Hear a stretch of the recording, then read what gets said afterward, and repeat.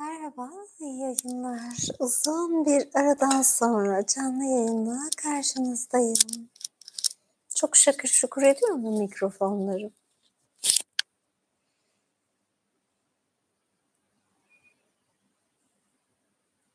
Gözüme girmesin. Ay teşekkür ederim. Acayip mi olmuşum? Nasıl olmuş? Acayip derken?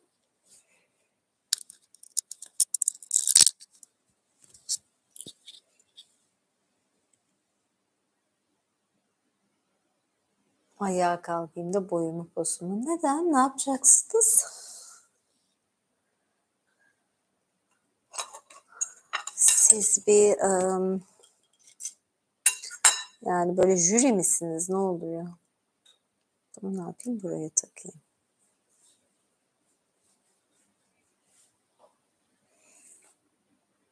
Teşekkür ederim. Sağ olun.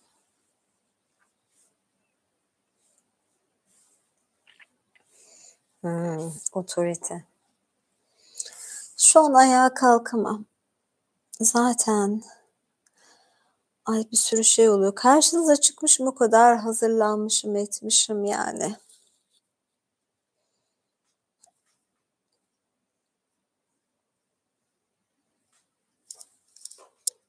Böyle mi olsun? Hani böyle. Yoksa böyle mi olsun? Gözüme girmezse daha yeni çıktı.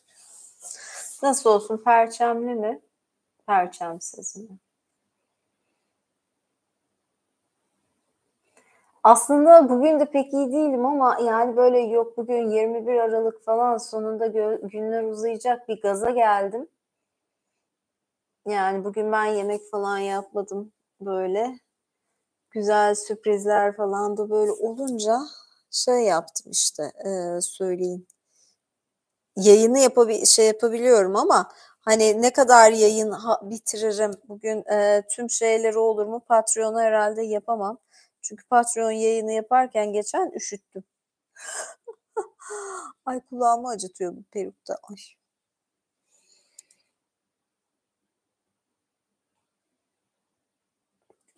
Evet. Bıçak. Evet.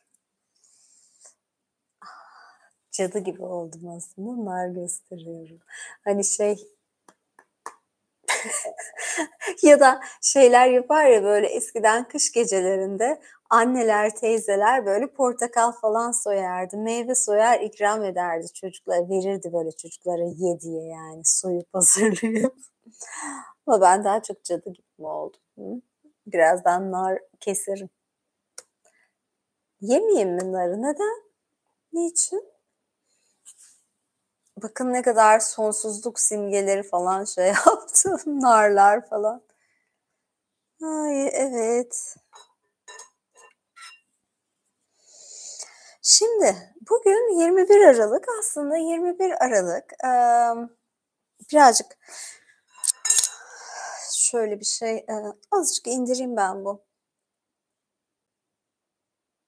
Tamam. Şimdi 21 Aralık biliyorsunuz en uzun gece. Bilirsiniz. Şu ışık patlıyor mu? Bir ışığı söndüreyim mi? Şurada bir tane ışık var ya. Ay nerede ki? Burada. Şu ışığı kapatayım mı?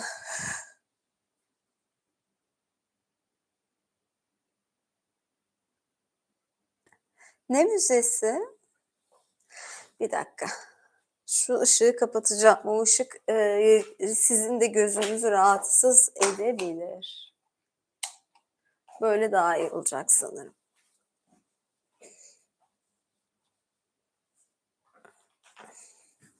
İyi mi? Ay çok ışık oldu. Şimdi de kapatıyorum birazcık. Heh, şimdi daha iyi. Fazla mı karanlık? En uzun gece zaten. Evet.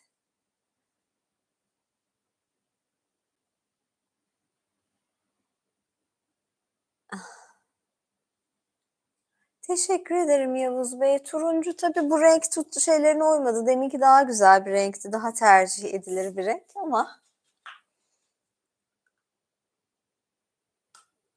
örnek olsun bu davranışınız.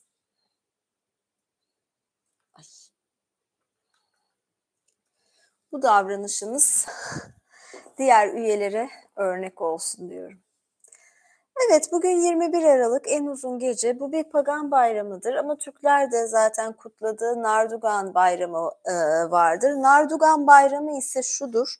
Nar güneş demek, dugan ise ya da tugan ise tuan doğmak demek. Güneşin tekrar uzun süreli doğması anlamına geliyor bu bayramın adı.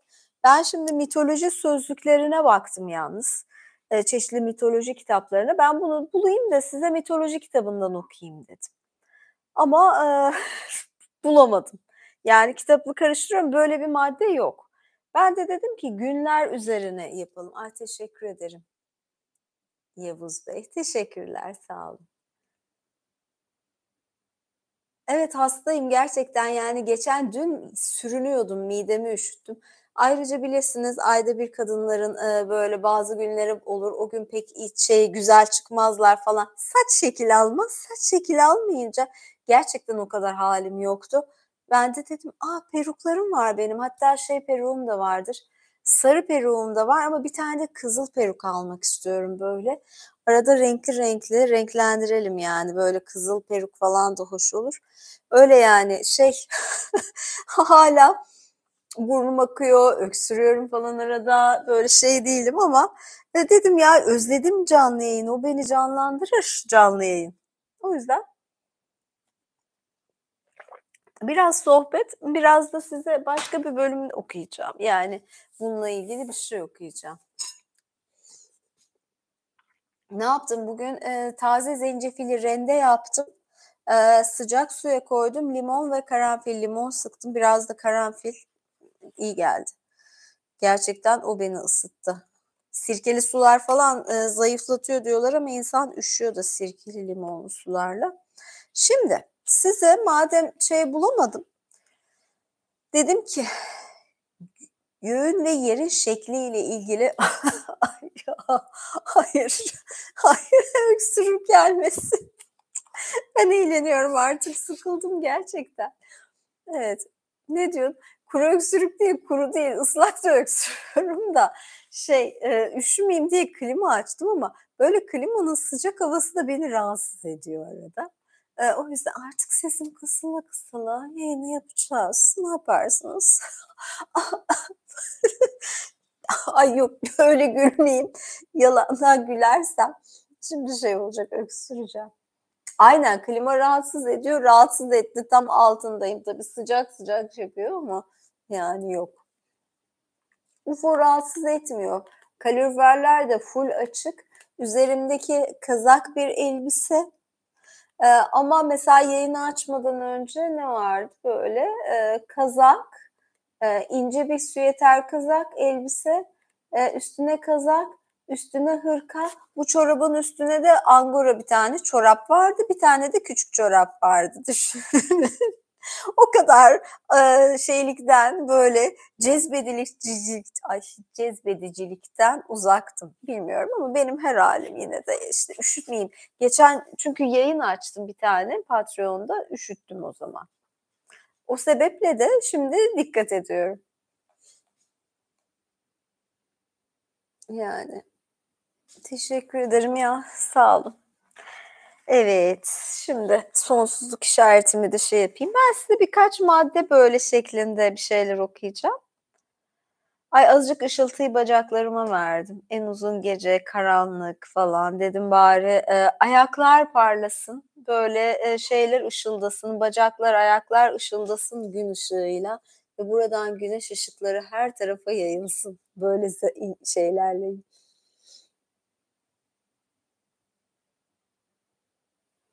Ne diyor? Kel adam, mel adam, anlamadım ya. Gerçekten anlamadım. Neyse. Göğün ve yerin şekli. Türkler göğe baktıklarında yeryüzünü baştan başa kaplayan kubbeli bir yapı görüyorlardı. Bu kubbeli yapı bir merkeze sahipti ve o merkezin etrafında göğe ait öğeler dönüp duruyordu. Bir merkeze adeta dayanmış vaziyetteki bu kubbeli düşünce Türklerin kurdukları çadırlarla evleri olan otağların yapısıyla açıkça benzerlik gösteriyordu. Çadırın, çadırın ortasındaki nasılsa temel bir direk, bir kazık vardı, gök kubbenin merkezinde de kutup yıldızı yani demir kazık bulunuyordu. Gökyüzünün bir çadır gibi düşünülmesi, kültürün ve yaşam şartlarının mitolojik açıklamaları nasıl güçlü bir şekilde etkilediğini gösteriyordu. Çadırlarını bir arada tutan bir direkti. Göğü ve evreni bir arada tutan ise bundan daha büyük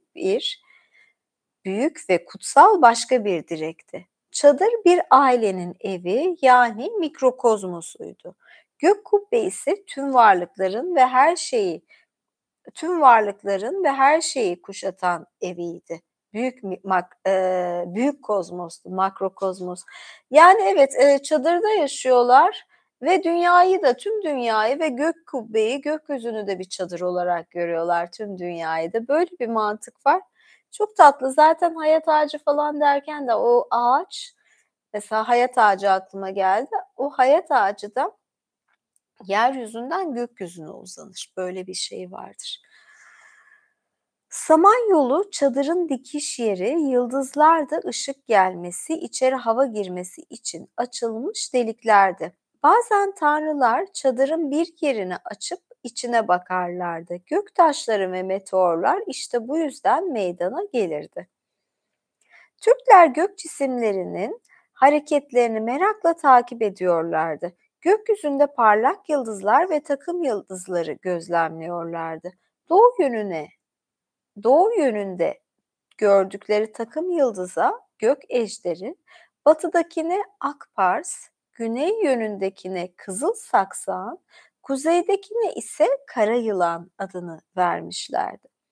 Türk kozmolojisinde gezegenlerin isimleri ise şöyleydi: Suv, Yultus, Merkür, Erklik, Venüs, Oot, Yultus, Mars, Ongay ya da Igaz, Yultus, Jüpiter, Sekentir ya da Sarık, Orungluk, Satürn. Çok ilginç. Bu arada Oot, Yultus gezegeni, Mars gezegeni şu an retro. Yani şöyle bir şey söyleyeyim, belki de bu Mars'ın retrosundan falan dolayı ben hasta oldum falan. Mars retrosunda insanların bedensel enerjileri düşer. Yani bir de benim onu aldığım taraf da böyle biraz inziva yeri falan. Yani ben böyle şey istiyordum, baleye, operaya, müzeye gideyim modundaydım. Hasta oldum ve yani ne kadardır? 10 gün falan oldu yani. Ha, geçti de tam geçmiyor. Ondan sonra başka şeyler falan da oluyor. Yani Mars şu anda retro durumda. Mars'ın retrosu birçok kimseyi etkiliyor. Siz de dikkatli olun. Zaten kış aylarındayız.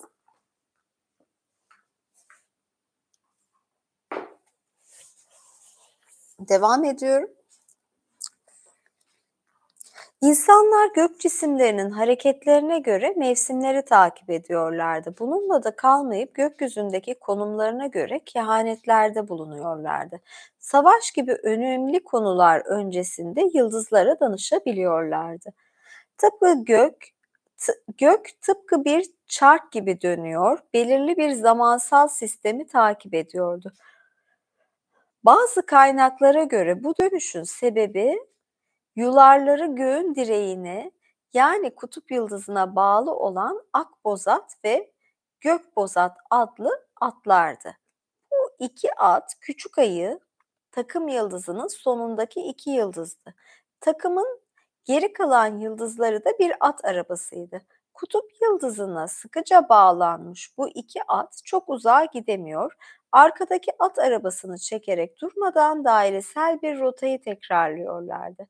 Başka bir mitolojik açıklamada küçük ayı takım yıldızının sonundaki bu iki at yıldız, büyük ayı takım yıldızının 7 kurduğu yıldızı tarafından kovalanıyordu.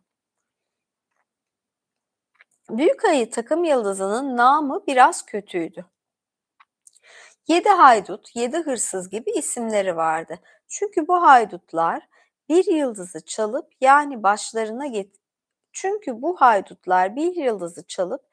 başlarına getirmişlerdi. Diğer gezegenler ve yıldızlar çalınan bir yıldızın peşine düşmüşlerdi. Yıldızı almak için dönüp duruyorlardı. Türklerin küçük ayı ve büyük ayı takım yıldızları ile işi hiç bitmedi. Onlara olan ilgileri hiç sönmedi. Bazen bu yıldızlar at oldu, bazen 7 köpek, bazen 7 haydut, bazense 7 kardeş. Daima hareket ettiğini gördükleri, gökyüzünü çevrelerinde gözlemlemeleri, hareket etme potansiyeli olan örneklerle birleştirdiler. Bozkırlarda koşuşan veya yük çeken atlar, birbiriyle dalaşan köpekler, yağmaya koşan ya da kaçışan haydutlar, oyun oynayan veya didişen kardeşler.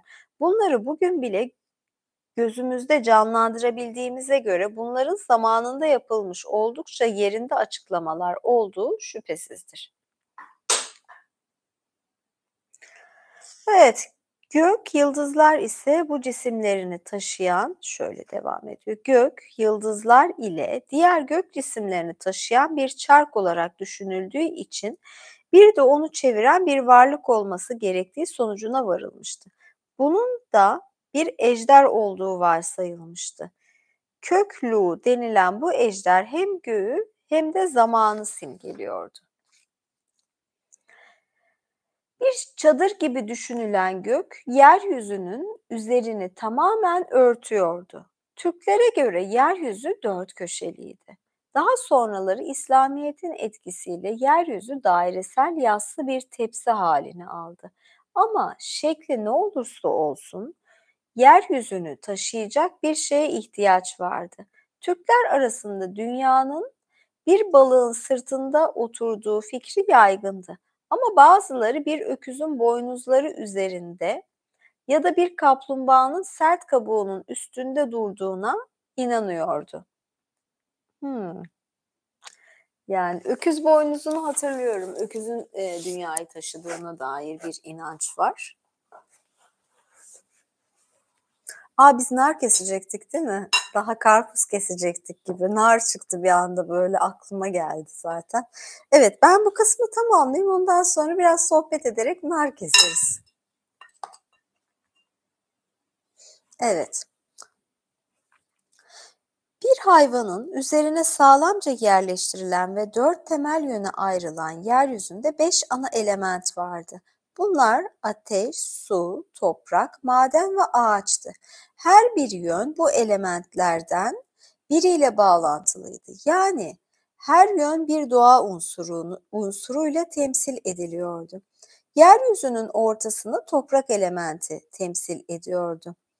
Doğuyu ağaç, batıyı maden, kuzeyi su, güneyi ise ateş temsil ediyordu. Acaba şöyle bir mantık düşünebilir miyiz? Doğuyu ağaç dedi. Ağaç tahta mesela bir de şey yaparlar ya bazen. Batıyı maden, yani kuzey su desek, kuzeyde su var ve su aşağı doğru akıyor, dökülüyor ve aşağıda da ateş var. Ateş ise yükseliyor, magma tabakası gibi düşünebilirsiniz. Ama hani neden onu bilmiyorum. Ortada toprak var, bu mantıklı. Ayrıca yönlerin ve dolayısıyla elementlerin bağlantılı olduğu bir renk de vardı. Merkez sarı, yani toprağı sarı yapmışlar.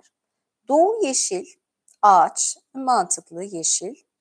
Batı beyaz, madenler yani gümüş falan gibi, altın gibi düşünelim. Kuzey kara, suyu kara demişler. Güney ise kızıl.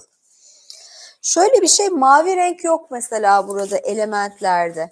Yani gibi, 3 ana renk vardır. Kırmızı, sarı ve mavi. Burada mavi yok. Renkleri yapmışlar. Yani beyaz ve siyah da var. Beyaz ve siyah bazen de renk olarak geçmez. Buradaki sistem bir değişik. Yani suyu neden mavi dememişler suya? Siyah demişler. Kuzeyin simgesi siyah. İnsanlar yerdeki sembolik sisteme gökyüzünde gördükleri takım yıldızlarını dahil ettiler. Böylece ortaya gökyüzüyle yeryüzü arasında benzerlik kurdukları renk sembolizmini de ekleyerek oluşturdukları şu tablo çıktı. Bu da ilginç ama benim bilgilerime de mesela bazıları ortak dayanıyor. Mesela merkezde toprak var. Toprak elementi rengi sarı ve gök cismi Seken'dir, Satürn. Zaten Satürn toprakla ilişkilidir. Yönettiği burçlar Satürn'ün Oğlak burcudur. Kovayı da yönetir ama asıl Oğlak'tır. O yüzden evet, toprak mantıklı. Toprak sebatı da simgeler. Sabır, sebat, bu tür şeyler toprakla ilgilidir. Doğunun elementi ağaç, rengi yeşil, gök ejderi takım yıldızı. Bunu bilmiyorum. Tabii takım yıldızı tabii. Batının maden elementi, rengi ak, beyaz, ak Pars takım yıldızı. Bunu da bilmiyorum. Güneyin ateş elementi, rengi kızıl, kızıl saksan takım yıldızı. Kuzeyin su, rengi siyah kara, kara yılan takım yıldızı. Evet, bu takım yıldızlarını bilmiyorum. Bir tek Satürn tanıdık geldi bana. Bu yönler arasında bir hiyerarşi de vardı. Bazı yönler daha önemliydi çünkü bunlara bazı anlamlar atfedilmişti. Yaşanılan yerin coğrafi konumu ve devlet teşkilatı da bu hiyerarşinin oluşmasında etkiliydi. Ben şöyle gibi biliyorum, sanki Kuzey bunlar daha önemsiyordu diye düşünüyorum. Kuzey. Bakalım çıkacak mı, doğru mu hatırlıyorum. Örneğin Orta Asya'da yayılan devletler için Doğu ve Batı, Güney ve Kuzey'e göre daha önemliydi. Doğu ve Batı iki yana giden Orta Asya'dakiler. Çünkü Güney ve Kuzey dağlarla çevrelenmişti. Bu yüzden devlete genişleme imkanı veremiyordu. Dolayısıyla fetihler ya doğuya ya batıya yapılıyordu. Bu da iki yönün önemini arttırıyordu. Ancak Sibirya bölgesindeki halklar için bu durum tam tersiydi. Onlar güneye gider, güney önemlidir. Sibirya tabii zaten iyice kuzeyde. Ancak Sibirya bölgesindeki halklar için durum tam tersiydi. Çünkü onların hayatlarını devam ettirmek için gereksinim duydukları ırmaklar güneyden kuzeye akıyordu. Güney yüksek ve cennet yanı temsil ederken kuzey aşağıda kalıyordu. Bu da ilginç. Tüm bölgeler içinde Doğu belki de en öne çıkarıldı. Çeşitli kaynaklara göre Türk hükümdarlar tahtlarını doğuya çevirerek otururdu ve hükümdarların çadırları doğuya açılırdı. Tahta çıkma töreninde hakanlar bir halıya oturtulur, 9 kez doğudan batıya döndürülürdü. Bu şekilde tahtının kutunu alarak tahta çıkmış sayılırlardı. Şamanlar da benzer bir ritüelle ayinlere başlardı. Yeryüzünün Kağanı diye bir bölüm. Evet, ondan sonra Gök ve yer mükemmel bir uyum içindeydi. Öyle ki Türkler bu uyumu devletlerine de yansıtmak istediler. Devleti bir mikro evren gibi düşünüp merkezine de Ötüken'i oturttular. Türk halkanlarının otağı ise bu merkezde bulunmalıydı. Mikro evrenin merkezindeki bu hakanlar makro evreni düzenleyen gölgedeki tanrıdan kut almışlardı. Yani onun izniyle hükümdar olmuşlardı. Onların görevi gökteki mutlak hakimiyet gibi yeryüzünün tamamını fethederek mutlak hakimiyeti sağlamaktı. Oğuz Kağan destanından "Gümüş tuğumuz, gök çadırımız olsun" cümlesi Türkler için bir motivasyon cümlesiydi. Gerçekten de bir çadıra benzettikleri göğün altındaki toprakları vatan haline getirerek koca bir dünyayı Türk çadırının kapladığı bir yer haline getirme idealiyle hareket ediyorlardı. Evet, bugünlük bu kadar okuyacağım. Biliyorsunuz birazcık da rahatsızlığım var. Bence güzel de oldu. Benim de bilmediğim şeylerle karşılaştım. Hoşuma gitti. Çorap çok kötü demişsiniz. Ya şöyle bir şey, böyle dışarıdaki yerken güzel, kamerada benim de gözüme fazla patladı. Yani çok, dikkat çekiyor, fazla parlak oluyor. Acaba bunu ben parlak bir şeyle giysem nasıl olur? Hani siyahla giyeyim dedim ama böyle çok parlıyor. Hıı. Bakın size nasıl nar soyulur. Bunu göstereyim mi?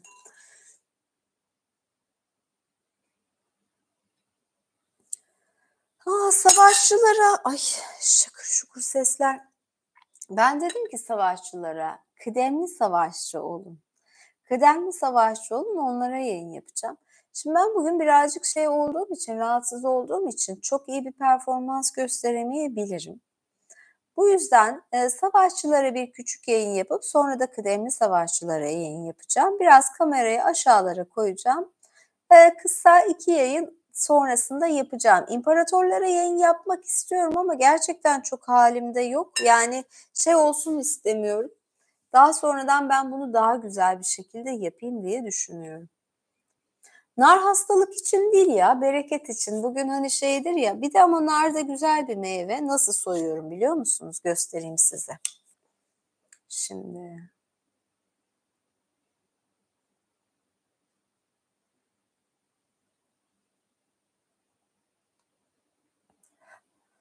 şimdi nara gelelim.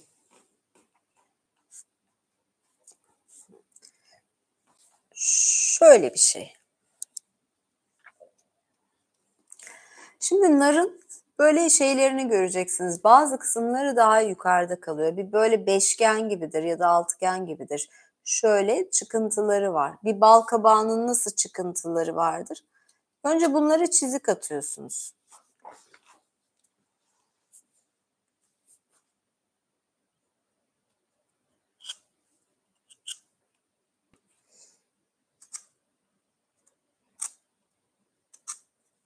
Şuradan da yapayım.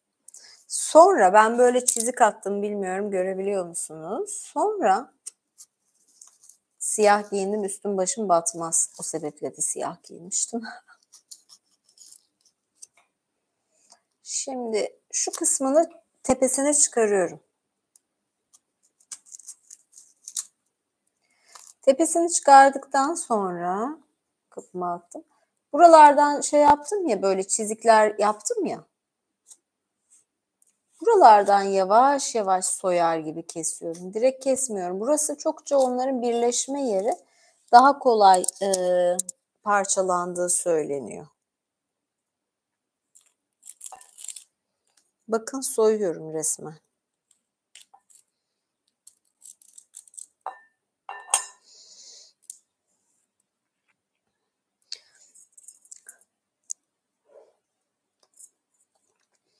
Geçenlerde bir tane takip ettiğim pastacı var. Herhalde 6 milyon falan takipçisi vardı çok. Mesela o da narla bir tane şey yaptı. Pasta, kek gibi bir şey yaptı. Muhteşem gözüküyordu. Demek ki dedim başka kültürlerde de yani sadece bizde değil başka yerlerde de narın bereketi ve yılbaşında hani kesilmesi, Noel'de parçalanması olayı adeti var. Bir de yılbaşı süslerine bakın nar tanesi gibidir biraz da. Bu arada aslında şey bulsam bulamadım. Hani böyle cam yılbaşı süsleri vardır ya kırılır. Cam yılbaşı süsü arıyorum. Böyle çok kolay kırılabilen ince olanlardan, plastiklerden değil bir video yapmak istiyorum. Topuklu ayakkabıyla üstüne basacağım, ezeceğim, parçalayacağım bu yılbaşı süslerini. Çok güzel bir görüntüsü oluyor ve çok güzel ses çıkıyor. Mikrofon falan da koyup böyle bir şeyler yapmayı düşünüyordum. O yılbaşı süslerinden nerede var bana bildirirseniz. Ya aldım birkaç tane almıştım hepsi plastik çıktı parçalanmıyor.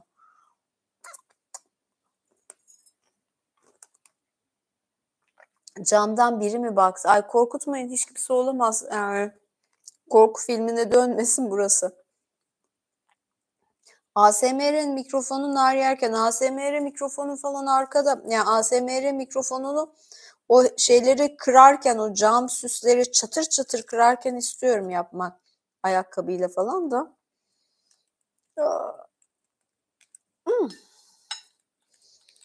Çok sıçratmadan yapabilirsem. Ay üstüme neyse siyah giymişim iyi ki.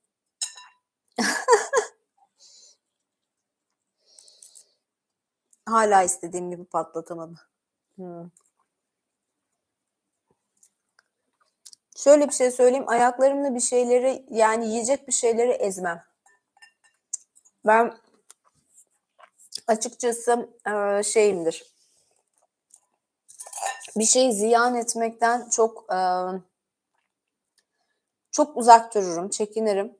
Yani, hani, mesela şu herhangi bir gıda olan bir şey benim için, hani, kutsal bir tarafı vardır.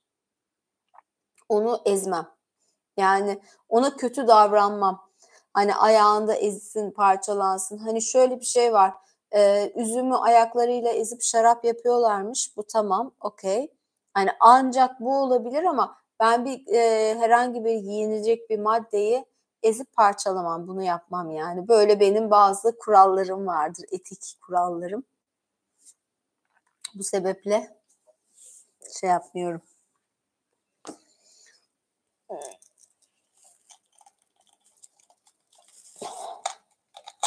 Evet, parçaladı. Hey. Ay, ne güzel oldu. Ya, bu böyle dursun. Yani yerim de zaten de şey olarak da sabah yiyeceğim bolca. Çok güzel ya. Gerçekten çok güzel, oyuncak gibi. Ben bazen bunu soymaya üşendiğimden almıyorum kışın. Bir de Türkiye'de şu anda çok fazla aflatosinli falan olabilir narlar. Hani, böyle zararlı kimyasallar falan varsa o sebeple de çekiniyorum yani artık meyve sebze almaya çekinir olduk. Böyle işte. Ay, çok parlıyor çorap ya. Benim gözüm mü aldı. Hı hı. Nasıl yesem? Hımm. Kleopatra gibi oldum ya. Ayağımdaki oje, elimdeki aynı renk ojeyle aynı renk değil. Ayağımdaki ojenin bu renk olması lazımdı ama maalesef böyle bir gerçek var. Bunu yapamadım. Benim için büyük bir ayıp. Ayağımdaki ojenin rengi açık pembe. Hiç yapmamam gereken büyük bir şey yaptım yani. Bunu önceden, sürmüştüm, ve ayaklarım üşüyordu ve hastaydım. Ojelerimi değiştiremedim. Böyle bir gerçek var. Utanıyorum ama böyle. Yani gerçekten kış günü bu yayınları yapmak büyük zorluk olabiliyor. İnsan üşütüyor, ayağını üşütüyor. İşte geçen gün perşembe günü ayağımı üşütmüşüm. Cuma günü nasıl yattım kendimi biliyorum. Her tarafı şu an ısıttım. Daha iyiyim. Durum böyle işte. Acayip yağmur. Doğrudur. Şu an burada yağmıyor. Demin biraz atıştırdı. Öğlen de yağıyordu. Şu an yağmıyor. Yani bence de çorap çok parlıyor. Tamam, böyle aldım. Bir tane de gümüş rengi var bu çorabın yani. Ay, ay bilgisayarıma nar damladı. Belki bilgisayarı yenileyeceğim bu arada ya. Yılbaşına girmeden bilgisayarımı yenilesem fena olmaz. Su mu? Su. Üzüm ezerim bir tek şarap yapmak adına. Kediler mi? Kedi falan yok. Arka taraftakiler tabii ki geçiriyor. Arka taraflar nasıl biliyor musunuz? Kocaman cam var. Arkası ahşap. Sonuçta bu ev benim değil. Ahşap var ve camlar tek cam. Buz gibi. Ben kaloriferi 24 saat yakıyorum. Ha, ben yokken kısıyorum. Soğuk o sonra köklüyorum. Yani ama yine de yetmiyor. Hani insanın kendi evi falan olması lazım ki yaptırsın yani. Yoksa bunlardan ciddi soğuk geliyor. Söyleyeyim. Babam yani durumu stabil yani. Şey değil ama çok ilerleme falan olmuyor yani. Sonuçta bakım gerektiriyor. Böyle. Ya panjurları yarıya indirsem de çok da fark etmez. Bir de ışığı kapatıyor. Ben ışığı ve manzarayı seviyorum. Onu kapatıp da ne kadar şey yapacak falan diğer taraflardan olsun. Ahşapsa daha kötü de, bu benim kendi evim değil. Ev sahibi çıkarmaya da çalışmıştı, çıkarmak istemişti ve burası belki, kentsele de girebilir. Sonuçta ben kiralık ev için ve kendi kafama göre bir ev bulursam başka türlü çıkabilirim. Çıkabileceğim ve kiralık eve ben şu kadar koca ahşap şeyleri kendi paramla mı değiştireceğim? Zaten ev sahibi değiştirmiyordu ve ben de o yüzden böyle tutuyorum.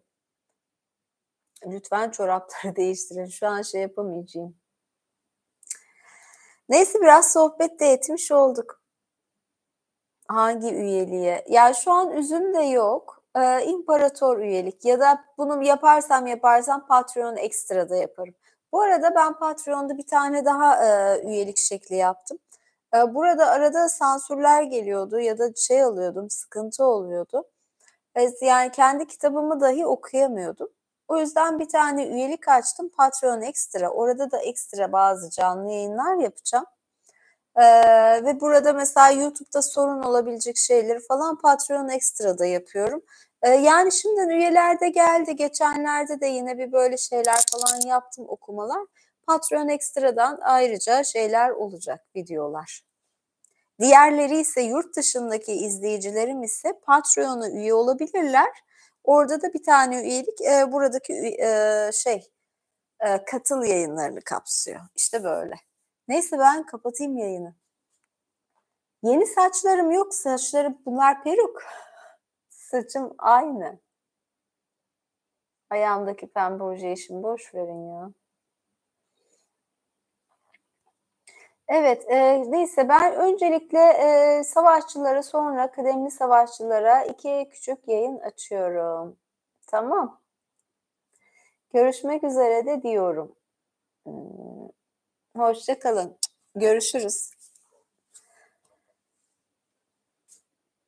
Bu arada plaj videosunu nasıl buldunuz? Beğendiniz mi? Ya ben orada çok eğlenmiştim açıkçası. Gerçekten çok keyif alarak çekmiştim. Montaj yapması da ayrı keyif oldu. Elimde başka böyle videolar daha var. Onları da montajlayacağım da bu böyle bayağı güzeldi.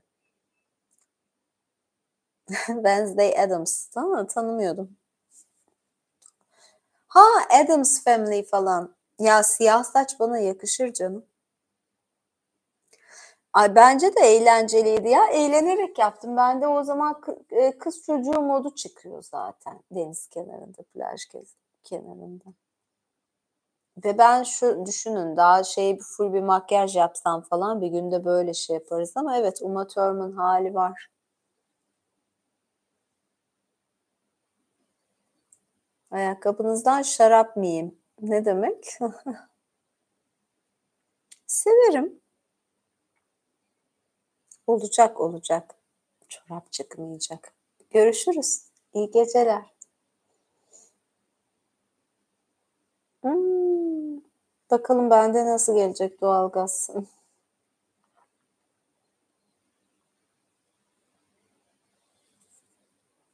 Görüşürüz. Bay bay.